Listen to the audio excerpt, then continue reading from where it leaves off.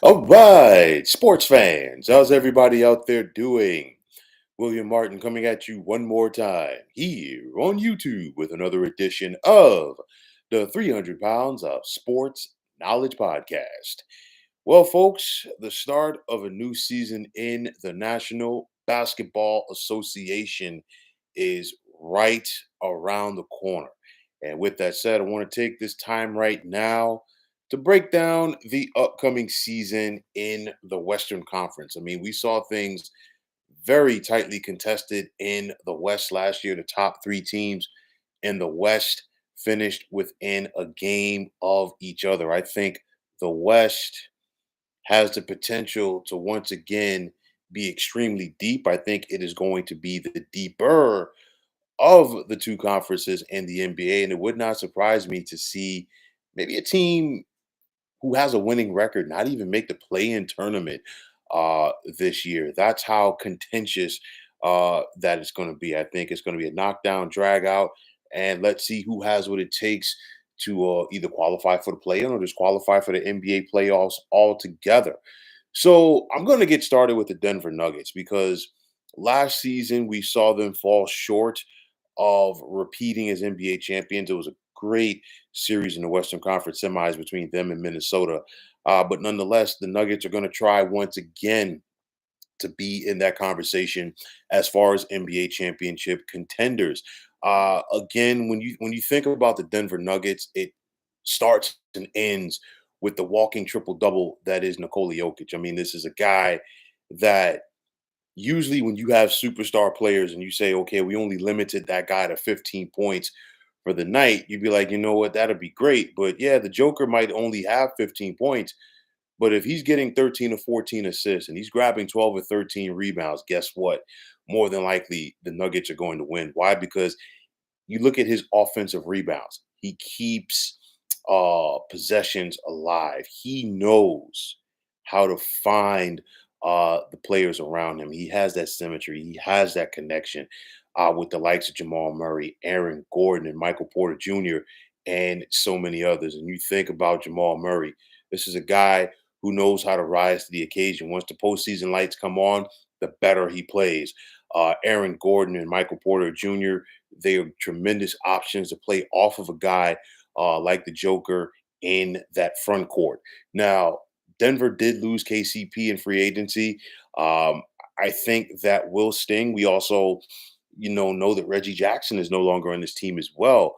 But we saw Denver over the summer bring in veteran guard Russell Westbrook. And the thing is, Russ can still get it done, especially in the right system. And for me, I think Russell Westbrook fits, what Mike Malone is selling for the Nuggets. And the reason why is this: you can never, and you have never, and you will never accuse Russell Westbrook of not giving it is his all on the basketball court on a night to night basis. And I think Russ will give it his all. My biggest thing for the Nuggets is, are they going to have Russell Westbrook start or are they going to have Russell Westbrook come off the bench? Because if you have him come off the bench, it tremendously strengthens your bench. I feel like the Nuggets do not need him in their starting lineup. So it's going to be interesting to see how Russell Westbrook factors into things. Christian Braun coming off of that bench, what is he going to do for the Nuggets? And again, like going back to Michael Malone, I think he still has his finger on the pulse of this team, and I think they will be in that mix. For the Minnesota Timberwolves, they just made the Western Conference Finals last spring for the second time in franchise history. But in my opinion, they just put on a masterclass as far as how to screw it up. We know about this additional tax apron that's looming around the NBA. You got two ownership groups for the Timberwolves that ain't on the same page. And we just saw the T Wolves recently trade All Star center Carl Anthony Towns to the New York Knicks, not because Cat could no longer play at a high level as he's in the prime of his career. It's just about the potential, luxury tax apron issues for a smaller market team like Minnesota. So in return for Towns, the Timberwolves are receiving or have received rather, excuse me, power forward Julius Randle and guard Dante DiVincenzo from the Knicks. So I want to see how motivated and how healthy that Julius Randle is going to be with the Timberwolves and how he's going to fit into things there. I think DiVincenzo is going to fit what I almost said Tom Thibodeau. He's the coach of the Knicks, and now he used to coach the Timberwolves. What Chris Finch is selling in Minnesota, and clearly with the departure of Cat, this is Anthony Edwards' team. We saw Ant Man take over last year in the postseason, and I think this is going to be a continuation for him in this season. I mean, you look at him; his numbers have increased in every single season, and I think he definitely will be an MVP candidate this year. You still got the Stifle Tower in the middle in the form of one Rudy Gobert, but it's not going to be the same because 7 footers, talented 7 footers like Carl Anthony Towns just don't come down the pike that often. So I really want to see how the Timberwolves adjust to life after Cat. You've got the Oklahoma City Thunder, and they continue to build steadily. They had that breakthrough year last year where they won 57 games, and it was tops in the West. But they ran into Dallas in round number two, and I think their lack of experience is what hurt them. So you know what you have in SGA. Shea Gilgeous-Alexander is one of the premier scorers in the NBA. He was right in the mix to be the NBA's MVP last year, and I think he's going to be in that mix once again this year. The addition of Alex Caruso from the Chicago Bulls, I think that is a move that flew under the radar, and I think it has the potential to be a big time impact move for the Thunder this year. Chet Holmgren is an emerging player, as is Jalen Williams. And then the Thunder, they signed Isaiah Hartenstein, the former Knicks big man. He's going to have an impact on this team. He's injured right now. But, towards the second half of the season, I think Hartenstein really factors in for things for Mark Dagnall's Thunder. I talked about the Dallas Mavericks, and, we saw them make make the NBA Finals, last year, and now they got to try to find a way to do it for an encore. And the reason why I say it is this: we know that the talent is there in Dallas, but just navigating through the Western Conference because it's going to be so difficult. The two-man power trip, that's what I call them. Luca and Kyrie, and we know both of these guys by themselves have the ability to take over a game. Once you put all of that talent together, look out. And credit to the Mavericks front office because it's all about putting talent around Luca and Kyrie, guys who don't need the basketball necessarily in their hands to be effective. You look at a Derek Lively, you look at a Spencer Dinwiddie, PJ Washington, and Daniel Gafford. But for me, signing Clay Thompson was big because I know that some people maybe feel that Clay doesn't have anything left in the tank. I still think that Clay Thompson can get it done. Maybe not the Clay Thompson of 7 or 8 years ago when he was helping the Warriors win championships. No, but I think he's going to bring in that veteran experience. Okay. And then on top of that, Clay has a chip on his shoulder this year because I feel like he feels that he was disrespected by the Warriors. That's his prerogative, but nonetheless, I think that is going to impact and have a positive impact for this Mavericks team this year. You look at Sacramento, they had an injury riddled second half of the season, carried over and really hurt their postseason chances. But if healthy, the Kings can be a big time impact team in the West. The addition of DeMar DeRozan, it gives them another scorer, another wing presence. And now you're talking about teaming DeRozan with De'Aaron Fox. That is a tough duo right there. You got Malik Monk coming off the bench, and honestly, he is this, in my opinion, he's this generation's version of Jamal Crawford. You got a consistent double man in Domantas Sabonis. Keep an eye out for rookie Devin Carter out of Providence. This kid he played college basketball like a 30-year-old NBA veteran. And I think, of course, having a father who played in the NBA definitely helps that. But I think he makes an impact on the Kings from day one. You still got Kevin Herter, who's coming back, and they're hoping to have him healthy. And then Keegan Murray. This is a guy who gets it done. So for Mike Brown and his Kings, I think they are going to be an impact team in the West. You look at the Phoenix Suns, and maybe someone would question whether or not they should still be considered title contenders. For me, with the Suns, the biggest thing is they got to find a way to get some cohesion because you're talking about their third different head coach in as many seasons. You went from Monty Williams to Frank Vogel to now Mike Budenholzer. That is going to be big. And of course, Frank Vogel, an NBA champion, with the Lakers, and now you're bringing in another former NBA champion as a head coach, and Mike Budenholzer. If you followed Coach Bud's NBA coaching career, it's one of those where typically as the years go, his message wanes, but typically he has a big time impact immediately with his team. So it's going to be interesting to see how that works out with the Suns. KD is now 36 years of age, but he can still light it up. Okay. And this season, he has a potential to be the eighth player in NBA history to record 30,000 points. You're looking at Devin Booker, who could become the Suns' all time leading scorer this season. And then the third part of that equation, Brad Beal. And, I think Brad Beal before coming to the Suns was a big fish in a small pond for so many years with the Washington Wizards because nobody really cares about the Washington Wizards. Okay. But now you go to the Suns, you're playing off of Devin Booker and you're playing off of Kevin Durant. People expect you to produce in the postseason as well. So what is he going to do now in Mike Budenholzer's system? That's going to be important.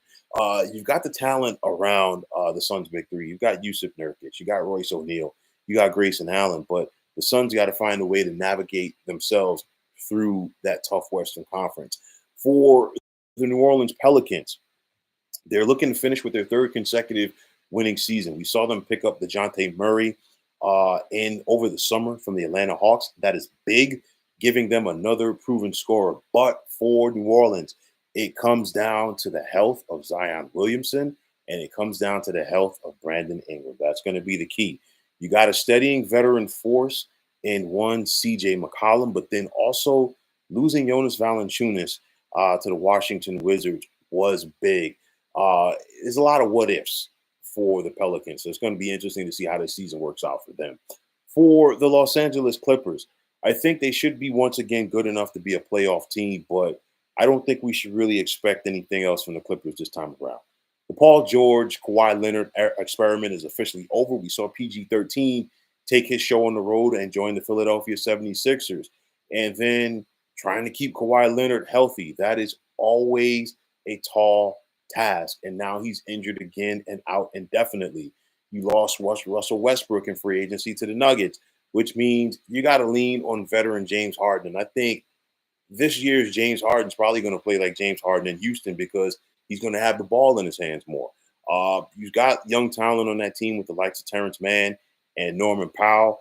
The Clippers are going into their new home, the Intuit Dome in Inglewood. They're no longer going to be sharing an arena with the Lakers. And at the end of the day, they have a veteran coach who knows how to get it done in Ty Lue. So I think that is going to be the strongest thing for them to lean on. Now, for LA's other team, the Lakers, it's an old but too familiar theme as the Lakers are beginning their season with a new NBA coach.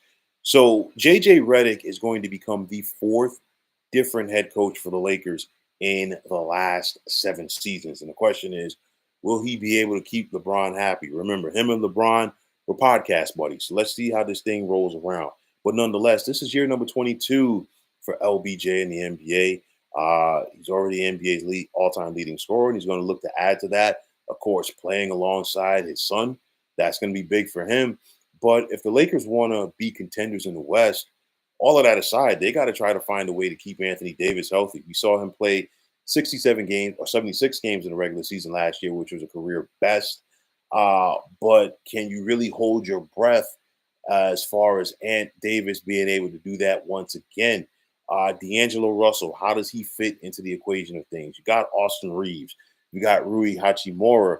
And then the Lakers also need to keep Christian Wood healthy. But honestly, I think the Lakers are going to be fighting an uphill battle. I'll come back to that in a moment. Then you got the Golden State Warriors moving up to Northern California. And we saw them fall short of making the playoffs last year. And they had to settle for an appearance in the play-in tournament. But, after an interesting summer for Golden State, should we expect things to improve? I mean, it's the end of an era with this franchise as the Splash Brothers are no more. I talked about Klay Thompson going to the Mavericks. So, Steph Curry, is he going to be able to continue to light it up? He has an opportunity to reach 25,000 career points this season. We did see Golden State acquired Buddy Hield. How will he fit into things? I mean, Buddy Hield is a three-point shooter. So from that aspect, I think he definitely can fit in the Golden State.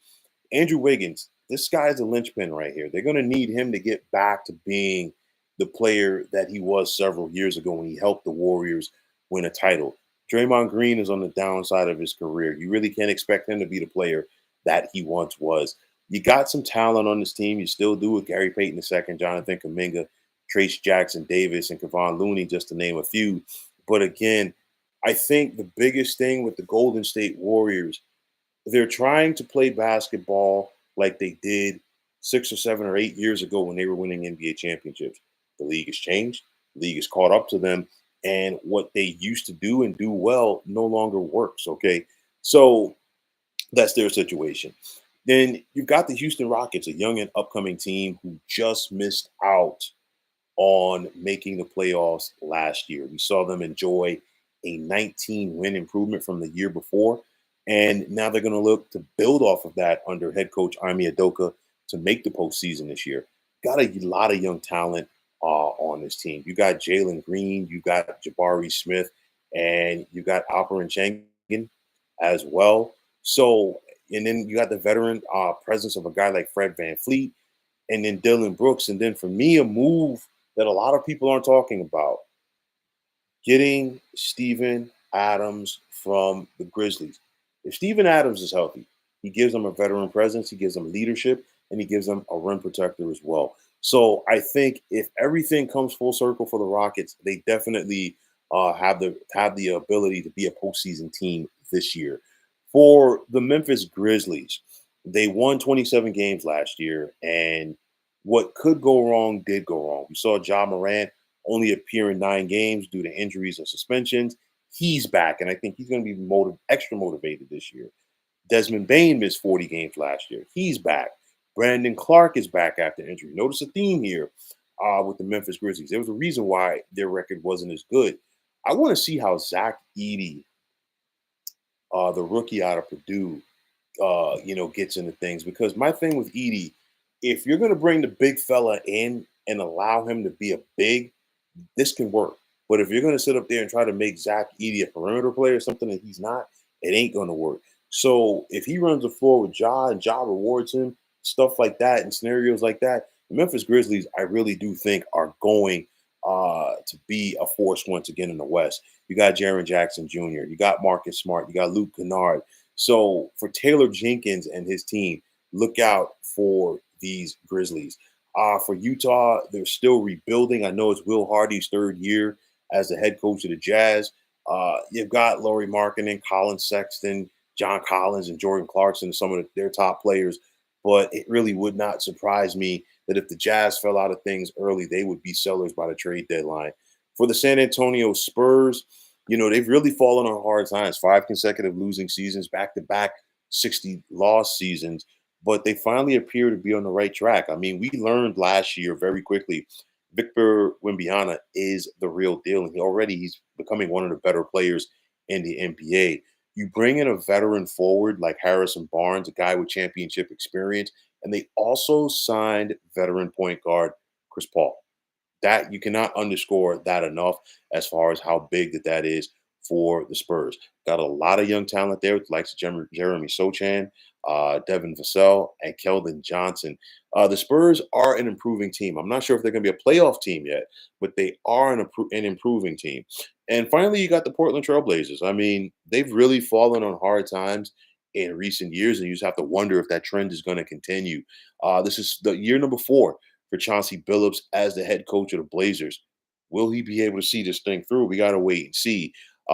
They've got a young team, but their potential building blocks, they've got to find a way to remain healthy. You've got Anthony Simons Scoot Henderson and Shadon Sharp, and then first round pick Donovan Kling and another big fella like Zach Edey that was brought in. But you got to allow him to play like a big. That's going to be important.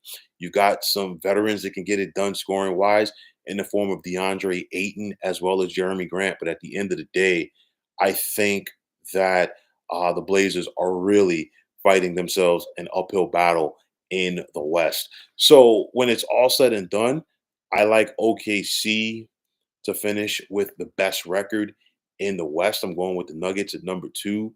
I'm going with Sacramento at three. I got them Timberwolves coming in at four. I got the Mavs coming in at five. Six, I'm going with the Suns. And then once we get to the play-in tournament, I've got the seven seed going to New Orleans. I've got the eight seed going to the Clippers. Ninth going to the Rockets. And number 10, I'm going with the Grizzlies. Notice I did not mention either the Lakers or the Warriors there. Like I said, in the case of the Warriors, I feel like they're still trying to win games like they did 7, 8, or 9 years ago. Some of those guys that were on those championship teams are not even in the league anymore. Okay, the game has changed and it ain't going to work. For the Lakers at this point, I feel like, people are going to disagree with what I'm about to say. It's all good, but I feel like more than anything, they're just placating to LeBron. And if you're placating to a guy, you're not focused on playing winning basketball. And that's what I think the Lakers have right now. Like I said, the Spurs are an improving team. They're not quite at that play-in tournament level. The Jazz are in flux, as are the Portland Trail Blazers, who are rebuilding. But when it's all said and done, that is my outlook on the West. I think it is going to be a tremendous NBA season in that conference because it is truly going to be a war of attrition. A lot of talented teams there. Let's see who has what it takes to survive the West for the next 82 games and make the NBA playoffs. But, folks, that is going to wrap it up. And as always, I want to take this time out to thank all of you for tuning into the 300 Pounds of Sports Knowledge podcast here on YouTube. I want to take this time out to thank all of you fine folks out there for tuning in. And if you have not already, please feel free to subscribe to this channel. Now, if you're on the X, formerly known as Twitter, please feel free to follow me at 300 Pounds of Sports. And like I always say, if you follow me, it'll be my pleasure to follow you right back. There's also the sports discussion group on Facebook at the Sports Depot 365. Now, you can check it out. Drop a line and be a part of one of the better sports debating sites going on social media. So, once again, fine folks, my name is William Martin, and I'm signing off. And I'm saying take care and have yourselves a wonderful day.